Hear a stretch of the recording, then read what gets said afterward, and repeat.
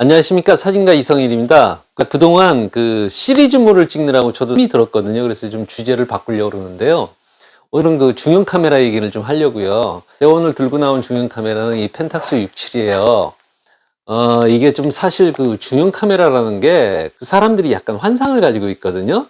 아무래도 좀 덩치도 크고 남들하고 좀 다르기도 하고, 그리고 좀 뭔가 좀 멋있어 보이고 사실 좀 그런 게 있지 않습니까?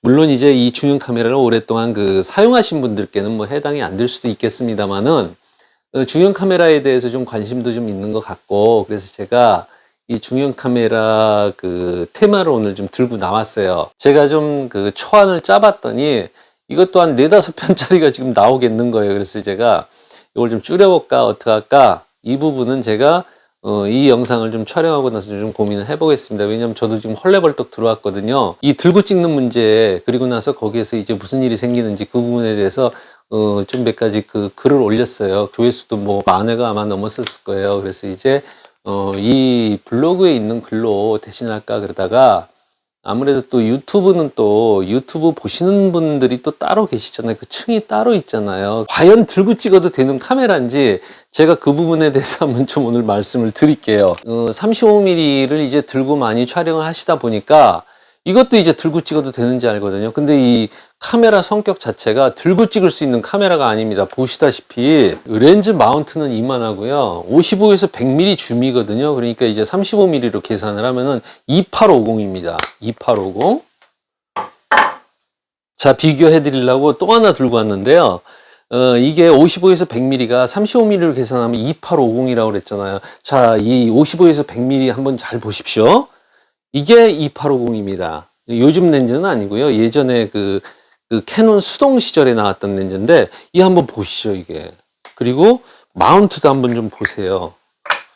이 차이가 이렇습니다. 그리고 또 하나 보셔야 될 게 뭐냐면요.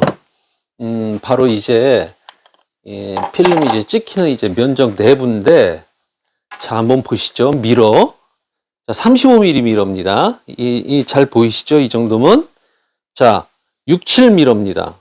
굉장히 크죠. 물론 이제 들고 찍어가지고서 뭐 초점이 안 나가게 촬영할 수 있는 방법은 있겠죠. 그렇지만 굉장히 힘이 들어요. 그게 저희들 같은 경우도 막 한 15년 이상씩 이렇게 펜탁스 67을 썼어도요, 들고 찍을 생각을 아예 하질 못합니다. 근데 이 들고 찍었었을 때 무슨 일이 벌어졌는지 그 부분에 대해서 좀 설명을 좀 드릴게요. 가장 큰 원인 중에 하나가 뭐냐면요, 사시는 분들이요, 카메라점이나 아니면은 그 중형 카메라를 오래 다뤘던 사람들 있잖아요. 그 사람 말들을 좀 귀담아 들어야 됩니다. 이게 절대로 들고 찍을 수 있는 카메라가 아닙니다.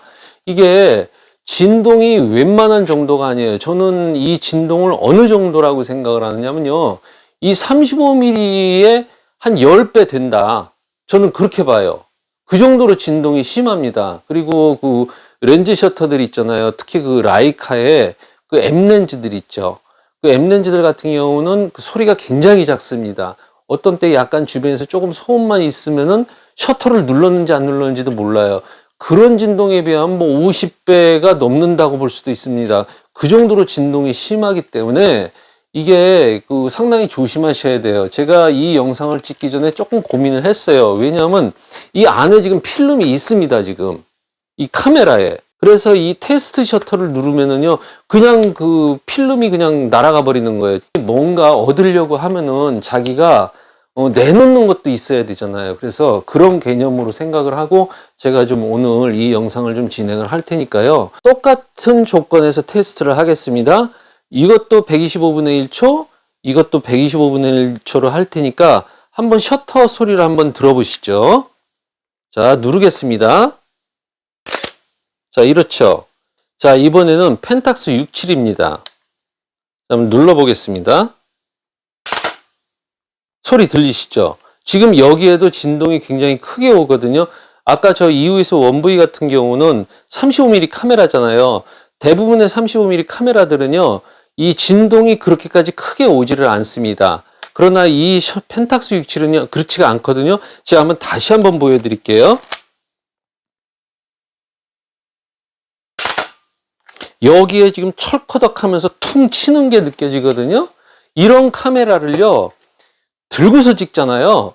그러면은 초점이 나갈 가능성이 저는 거의 한 95% 이상이라고 봅니다. 그 정도로 그 셔터 진동이 심해요. 그리고 들고 초점을 맞춘다 하더라도요, 이 무게가 있기 때문에 이게 그 흔들립니다. 자꾸 아래로 처지기도 하고, 그 상태에서 셔터를 누르는 이 손가락 있죠. 이 손가락 힘이 있어요. 이걸 이렇게 아래로 밀어서 내리지 않습니까? 진동이 올 수밖에 없습니다. 자, 잘 보십시오. 여기 상당히 깊이 들어가죠. 그런데 35mm는, 자, 중요한 거니까 잘 보세요. 이게 끝입니다. 손가락 움직이는 거 보이시나요?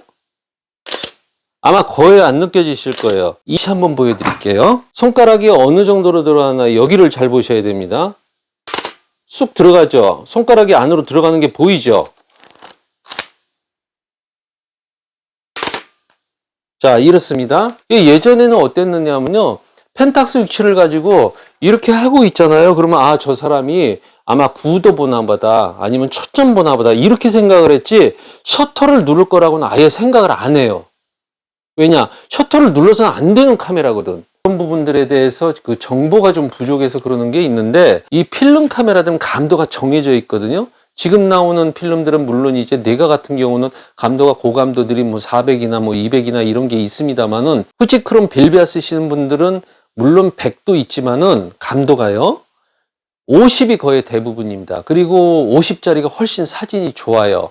이제 촬영을 하게 되잖아요. 아침, 저녁 같은 경우는 뭐 1초가 문제가 아니라 뭐 2초, 4초, 뭐 10초 이렇게까지도 떨어지거든요. 뭔가의 결과물이 나와주는 게 좋잖아요. 그런데 결과물이 나오고 안 나오고 그게 문제가 아니라 셔터를 누르는 과정에서 이미 초점이 나가버려요. 만약에 이걸 모르신다고 하면요, 돌아다니면서 돈만 쓰고 다니는 겁니다. 정확하게 얘기하면 돈을 쓰는 게 아니라 그냥 돈을 버리고 다니는 거거든요. 특히나 이 슬라이드 같은 경우는 한 커트에 뭐 한 1,500원, 2,000원 막 이렇게 나가잖아요.